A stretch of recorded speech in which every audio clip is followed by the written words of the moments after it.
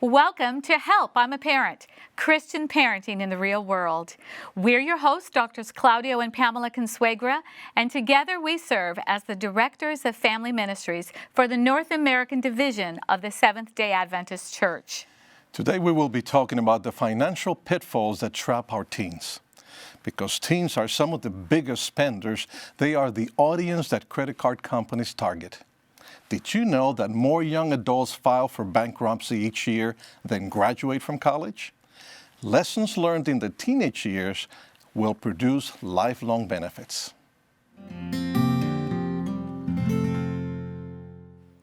We're delighted to be joined today by Pastor Orville Ortiz, the Treasurer and Chief Financial Officer for the Southern California Conference of the Seventh-day Adventist Church. Pastor Ortiz, we're delighted to have you with us today. Yeah, thank you, Dr. Claudio and Dr. Pamela, for inviting me today and sharing in this program for the parents as they talk about financial needs for their children. Which is so important. Parents need to know how to guide their kids, their adolescents especially, to have financial stability. Before we begin our conversation, though, we want to hear what parents had to say about their own challenges with their kids. When I turned 18, all of a sudden I was getting mail about credit cards and getting credit cards and all of that stuff. And that got me into some serious trouble. So now that my daughter is older, at 18, she started getting the same thing. And it was hard for me to tell her, stay away from these things. She's like, oh, credit card, oh, that's some good stuff. But it's like, no, that's not some good stuff at all right now. They don't really understand a lot of that stuff many times. Right, they're just hearing about consequences that we tell them that might happen, but that bounces off a teenager's brain like, bullets off of Superman. They just don't get that. The same thing happened to me in college. They wait for you in the student union. They stand there and they're giving out credit cards. So once my son was getting ready to go to college, I was like, no credit cards, no credit cards. You don't want to get them because, once you get out of college, you're going to have to pay everything that you charged, and it's going to take you forever. Yeah. The thing is also that many of them don't have a clear understanding of what getting loans or credit cards is all about. So at schools, many times they make it really easy for students to say, okay, yeah, you can come and study here, and you can get a loan under your name, and so they get a loan. But then when they come out of school, they realize, oh my goodness, I have these payments, and they're for what, 20 years or so. And so for them, they don't understand it that well. I think sometimes we stress out of whether or not these young people are going to be able to handle the money itself. But just like in the Bible, money is not the issue. It is always a character thing that we're always trying to bring out of them. And I know my wife and I recently we gave them a budget. We said, we're not buying your clothes. We're not buying any of these different things. You have to do it, and you're only getting this much. So now all of a sudden they're concerned about, well, how much does this cost? And can I get if I get this, then I can't do that. Whereas before, they used to think, well, you have a credit card. Why don't you just use that? We can just go to the ATM and go get money from there. As if parents didn't have anything else to worry about, they also have to think about the financial future of their kids. Absolutely. We're talking about parents who have adolescents from ages about 13 to 18 or 19, and things are changing in their life. They may start mowing the lawn or babysitting. How can parents begin to guide their kids if they haven't already started? How can they guide their kids, their adolescent kids, to have good understanding of how finances work? One of the things that I've realized in sharing with churches and different families is that if you are going to be able to teach an adolescent on money management, you got to start with yourself. So I, as a parent, have to be responsible first. So the first advice, children, adolescents are watching what we're doing. So a lot of lessons already have been learned. Without the parent taking any time to teach them anything. So I suppose if you are a parent and having to file for bankruptcy or cars are repossessed, it's kind of hard to tell your child, you need to save and be careful and make your payments. Yeah, because I have not been modeling that. Yeah. You know, Right. and the children, you know, I say before they get to the adolescent stage, already have been watching, and they're gonna model what they have seen. So I would say for the parent, if you have not corrected, you know, your financial situation, you need to start yourself, Okay. and then so you can then bring your child along with you as you're doing that. Now, let's just assume that it's a Yeah. parent that has been doing that. They balance their checkbook, they pay their credit cards on time, you know, all those kinds of things. Yeah. What else can they do besides that modeling? What else can they do to guide their child to be responsible managing their finances? Bring them along. You know, a lot of times parents are afraid of disclosing certain financial aspects of the that's family. private. Only we want to know. Exactly. Only the parents want to know. They don't want the adolescents to be worrying about the finances of the family. Yeah. So it's important to find, according to the maturity and the age of the child, Yes. to bring them along in certain aspects of the finances so they can actually see how it's done. But when you say bring them along, you mean sit down and pay bills together, develop the budget together, show them how much we get paid and how we're spending. Is that what you're saying? Correct. Yeah. For example, you know, the electricity bill comes. Sure. And it's something that it's very common. You know, people know that when you turn on the switch, Yeah. the light comes on, and Yes. the light costs money. Yeah. That's yeah, right. yeah. So And yet, Pastor Ortiz, I think it's more challenging today because I'm just going back to my childhood. When I was a little girl, I vividly remember sitting at the kitchen table, and my mom would have the bills out and she would be writing checks. And so I remember watching this and witnessing this. But in today's world, I can pay a bill at the click of a button. Yes. And so that modeling, that actually sitting down and physically seeing the bills laid out. What about parents today? Do you think that inhibits some of this that we're talking about? No, even if you're doing it online, you know, I personally pay a lot of my bills online, but there's nothing that would stop me, you know, I don't think, from bringing the adolescent along, saying, look, here's the bill. Here's how much it costs for us to pay that every month. Sure. And as a matter of fact, children are much more advanced in technology than the parents are That's these true. days. That's true. So it's a way of the future anyways. Sure. So it's important that they actually learn how to manage that technology, because that's another way that you can lose track of your money. Yeah, if you even don't know how tithes to and offerings, because like in our case, in our church, we return the tithes and contribute with our offerings online. Yeah. So we can also have them sit by us to show them this is how you do it, this is how much we make, this is the quantities that we enter, and then we submit it and it's gone, but it's gone out of our checking account. Correct. It's Right. not just an electronic transfer. You know, in the clip, I was very interested in the father that said, we've actually given our children a budget. Yes. And they have a set amount of money, and they purchase their clothes and everything with. So we're talking in this series about 13 to 18 years old. So for 13 years old, would you also suggest maybe actually having a budget and like this father suggested? Absolutely. You know, I remember when I was a kid, about that age, you know, my parents would actually started with me with an allowance, you know, because I couldn't go to work yet, and then I had to manage that allowance that I was receiving. So I think it's important for them to sit down, you know, go over the concept of here's how much you're making, Right. or how much you're receiving, Right. you know, on that allowance. What would be the expenses that you expect to transfer? The allowance should come with a transfer of expenses. Okay. To that child, because if you continue to pay all the expenses, then there's no value. So give us an example of what those transfer of expenses may be. Give us an example of what that. Yeah, you know, age appropriate. So if you start 13, 14, you may want to transfer certain clothing items Okay. or certain toiletries. Oh, For example. I thought that children would say, no, you're expected to buy my clothes. Why should I put money aside for that? Yeah. So clothes, even toiletry items, maybe a special shampoo that I want, or a Correct. special lotion or perfume that I want. I may have to budget for Yeah, as a young teenage lady. Correct. Or fun items. You know, sometimes they want to go with their friends out to eat. Okay. You know, sometimes the kids get together and a parent takes them out, and they say, okay, you have to use your funds tonight. Sure. You know, as you pay for that meal while you're out there with your friends. Yeah. Do you have an idea or an opinion as to when it comes to the allowance? How is that figured out? By percentage, by age, by what do you think? Yeah. Since we're talking about budgets, you know, clearly the family should have a budget that builds that into it, you know, as a portion of the family budget. Typically, depending on the age of the child, you want to give them sufficient money so that it's meaningful, depending on what expenses you expect to transfer to that child. Because it would be unreasonable to get $2. Yeah, 50 cents is not enough. Yeah, that's not going to be enough. Correct. That's not going to be enough. And what about that parent who says, "Ooh, I see them, they're about to spend all of their money on something that I know is not a good choice. Do I stop them? They have to be allowed to make mistakes. Let them fail. Sure. They have to fail. So let them go broke." Yes. But don't rescue them the moment that they go broke. Correct. So I want to buy that. Well, do you Yes. have the money you've saved? No. I guess you'll have to wait till you get more Right. money again. Absolutely. And then once they start working, again, we're looking at 14, 15, 16 years old, where they can mow the lawn, they can babysit, they can do their paper route or whatever they can do.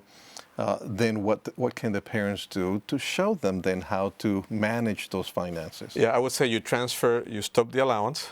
Oh, okay. Okay. Yeah, when I became of age that I could work, no more allowance for me. With the first job, the Yeah. allowance stops. Yes, allowance stops. It's not supplemental income. Correct. Yeah. First job, and then I had to go open a bank account. Oh, okay. Where I could put in my earnings. Okay. Then that would, in my case, I had a checking and a savings Oh, account because I two of wanted to them. save some money. Okay. So it's important to teach, the adolescent that it's important to save for some purchase in the future that they might be interested in. Yeah. So we teach them, obviously, hopefully, we've been teaching them that since they were little ones about the tithe and the offerings and saving for the future or saving for clothes or saving for a car, specifically what they need to save for. Correct. Yeah. My parents started early with me. So not only to have a budget, but I like what you just said, actually take them to the bank, go with them to the bank Yeah. to set up a saving or a checkings account. That's another great idea. Yeah, but starting early is key. I remember my dad, when I was a child, he would give me $1 or $2. So he would say, 10, 20 cents for God in your tithe. Sure. This many cents for your offering. The rest you get to keep and save, for something in the future. And they get to learn from the time they're small. Now we get to the older adolescent years. Now we're 16, 17, 18. They probably have better jobs, and then they're looking at maybe buying a car. How do you talk to the kids about the responsibilities that come with owning a vehicle? Yeah, the different families have different structures in that area. I don't know there's a right or wrong way of dealing with that, but depending on the means of the family. Yeah. Sometimes if the child has not been able to earn too much money, maybe the parent helps a little in acquiring the vehicle, but maybe still makes the child responsible for certain aspects like the gas in the vehicle, the maintenance, oil changes, etc. Insurance, correct. So that might be appropriate in that sense, so that you become responsible for caring for the item that you purchase. As a matter of fact, statistics show that when you are invested personally with the money, you take better care of things. Because you take ownership in those things. Correct. And you become responsible knowing that if you don't, it's going to cost you more, or you could lose that kind of a situation. We're going to continue the conversation after a break, and we're going to ask you to come back after this short break as we talk about finances and our adolescents, how to help them, how to guide them so they can be responsible with the money they have, the money they earn. You can probably already tell that we will not be able to cover every area, every concern, or every question you may have in the short time that we have together. Parenting will continue to produce new challenges and new questions every day. As our children grow and change, so will the parenting challenges that we will face. Therefore, our goal is to continue this conversation with up-to-date resources and practical parenting tips online via our website, helpimaparent.org. There you may keep updated on our newly released parenting resources, supplemental products, and find additional material for free download. You're also invited to subscribe to an electronic newsletter, read a blog just for parents, and much more. In addition to that website, we have a Facebook page where we post daily words of encouragement and resources. So look us up. Help, I'm a Parent. And remember to share that Facebook post with the friends in your own social network. It is our desire that this resource will assist you in your God-given role as a parent by using principles that are firmly grounded in the Word of God. Now let's get back to our conversation with today's guests.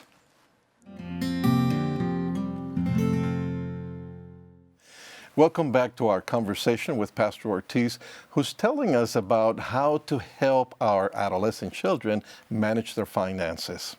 Pastor Ortiz, I want to ask you a question regarding credit, because I remember as a mom of a teenage child, I remember the first time she got information in the mail from a credit card company, and I was shocked. I thought, she is so young, That's you a know, scary thought. and yet they do target our young people. Yes. So what kind of advice would you say regarding credit cards and our teenagers? Yeah, with the credit cards, like you're saying, a lot of mailers come out with that person's name, the adolescent's name. And when they see that, maybe they have seen their friends or even their own parents using the credit card to pay for items, and then going, hey, free money. Yeah. It looks like free money. If it looks like free anyways, money, yes. but it has a high cost. So it's important to have a conversation with the adolescent, particularly as they go into college, because they're going to be leaving the home, they're going to have more independence, to begin to understand the concept of credit, interest rates, Yes. the cost that comes behind it, Yes. when it is appropriate to use a credit card and when it's not appropriate to use a credit card. What for happens things. when you don't pay the balance at the end of the month? Correct. How you could take years sometimes to pay it off, especially if you keep charging, thinking, oh, good, I can just make the minimum payment. What are those guidelines? Do you have some guidelines to share with our parents? That you mentioned, when is it appropriate to use a credit card and when is it not appropriate? What are the guidelines you can share with us? I think that the first thing about credit cards, never use them for wants For a want or needs. or need. Okay, wow. That kind of rules out everything, Pastor Ortiz. Yeah, pretty much. In the sense that, needs would be your consumables, your food, your clothes, perishables. Things that are needs, you really don't want to spend money on, credit card money on, because you're going to pay interest on it and you're not going to get the value for that. Wants, why not wants? What is the danger with the wants? Well, with the wants, you can get, maybe you go to the store, you only have so much money to buy an item available, but then you see something that you want and you say, man, I really want that thing, and it's out of your price range, it's out of the money that you have saved. And all of a sudden you're saying, well, but I have a credit card. So I can just simply park it in there, and I'll just make the minimum payments. In many countries, and for those of us here living in the United States, having a credit history is important. So if you're telling your children you can have a card but you can't use it for your needs or your wants, how do they build a credit history? I think the credit history gets built when you begin to understand. For example, we talked about the concept of paying the bill in full. So you say, okay, maybe I need to build some credit. Yeah. I have saved the money. I have it in the bank. It's there, for the item.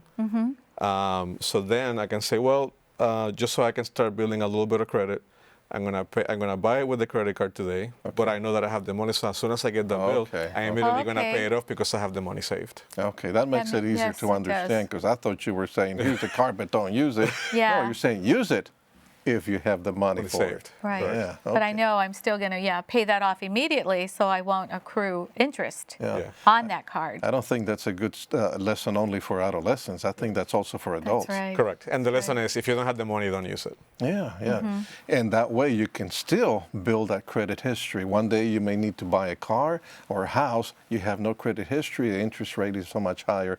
But if you have been buying only what you have the money for, Correct. you continue to build or strengthen that credit history. Correct. That's great advice. Yeah. Yes, it is. Now, what happens though if they get into bad judgment and they overcharge, they don't have money for it, and suddenly they find themselves with a big balance? How do they handle that?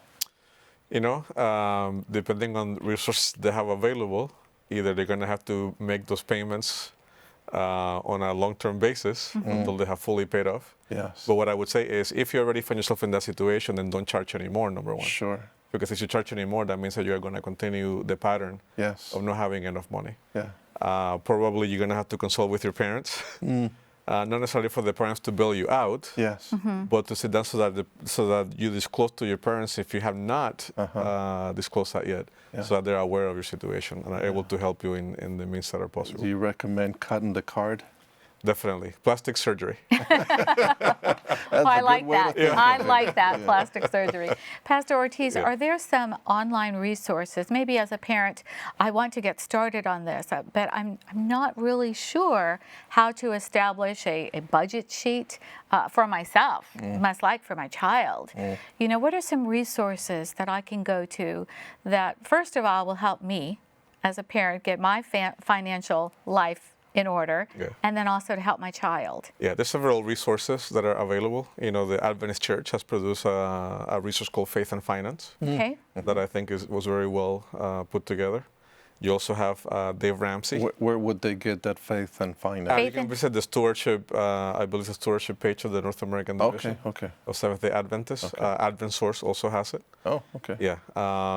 You also have Dave Ramsey, you know, is a popular financial advisor. Yes. With a radio program, and he has put a lot of materials. He have a program called Financial Peace University. Oh, yeah, yeah. Okay. That is very good. And also Crown Financial Ministries has a program that I also So there are resources out there, and as I understand, there are also credit counseling services that people can go to, and many of them you don't even have to pay anything because they are, I guess, government operated or government financed. Nonprofits, you know, yeah, correct. So there's a lot of nonprofit also that provide the service for credit counseling. So if you're already in trouble, then you probably want to use credit counseling. Right. Okay. And if you're not in trouble, you just want to establish a good pattern, a good budget, then that would be some of the other resources you mentioned as well. Correct.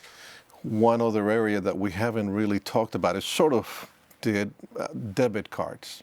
You know, because we said credit card, you know, can be challenging, can be dangerous. So instead, I'll use a debit card. Is that a good option? Yeah, debit card is a good option, much better than a credit card in the sense that when you use a debit card, you're using real cash. The danger is as you use it, if you don't keep track of it.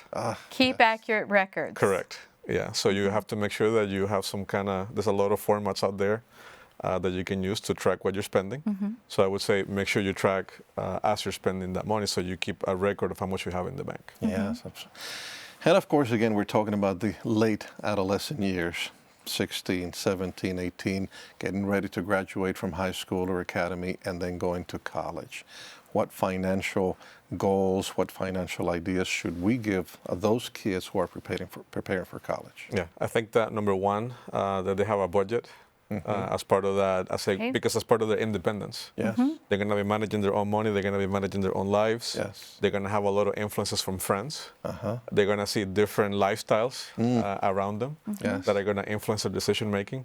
So having a solid base of budgeting, tracking what you're spending, not using the credit card irresponsibly, are going to be probably the three main things that I will spend time on with them.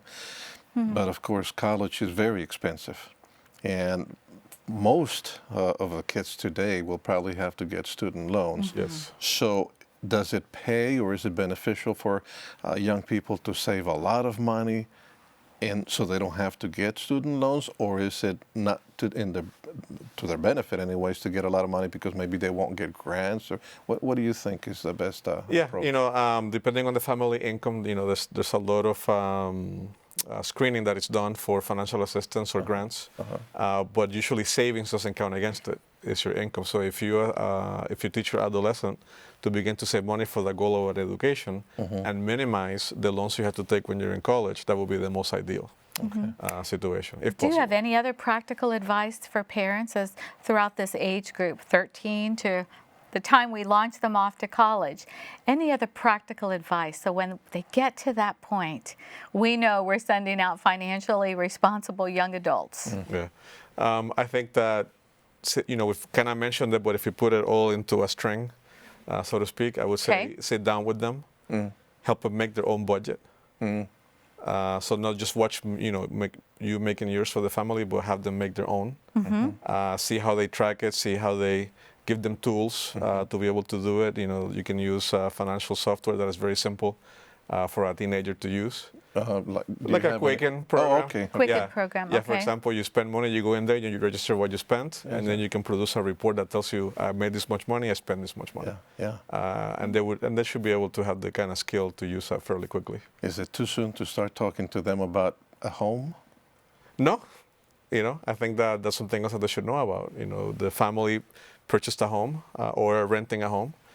So it's good for them to understand, look, if you want to buy a home in the future, when you're done with college, when you establish your own family, you're going to have to start having some saving patterns, talking about how much money to put down on that property.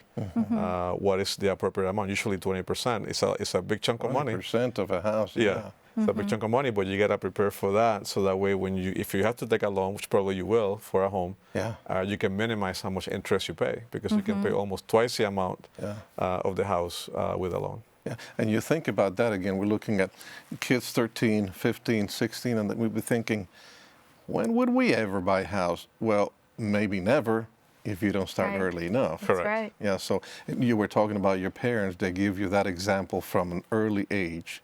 Did they talk to you about also buying a house one day, or?